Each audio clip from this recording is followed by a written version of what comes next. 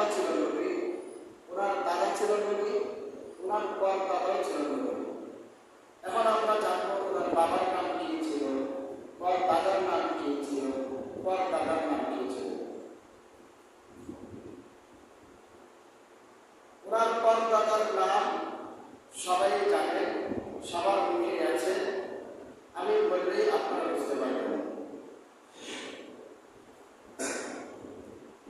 আল্লাহ রাব্বুল আলামিন ঈসা আলাইহিস সালামকে পয়গম্বরের থেকে পয়গম্বর বানিয়েছেন।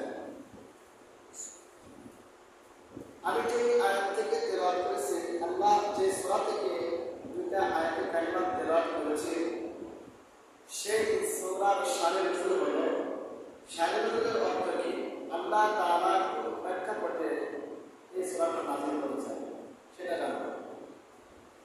একদিন 7 জন ইহুদি মিলে উমর রাদিয়াল্লাহু তাআলার কাছে আসলো, এসে বলল, তোমাদের কোরআন থেকে আমাদের তাওরাতটা উত্তম।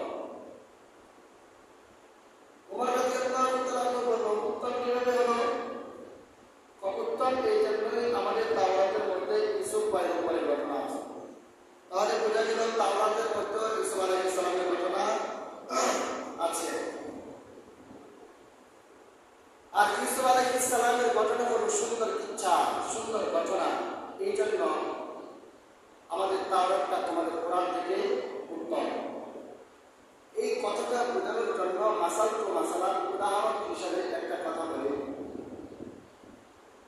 দুনিয়ার মধ্যে একটা পরিবারের মধ্যে যদি 5 জন লোক থাকে, এই 5 জন লোকের মধ্যে থেকে যদি একজন লোক চ্যাম্পিয়ন হয়, ভালো হয়, রাজনীতির দিক দিয়ে বলেন, ধার্মিকতার দিক দিয়ে বলেন, যদি একজন লোক যদি ভালো হয়, তাহলে এই ভালোর কারণে পুরো পরিবারটি ভালো হয়। কি বলেন? ভালো হয় না?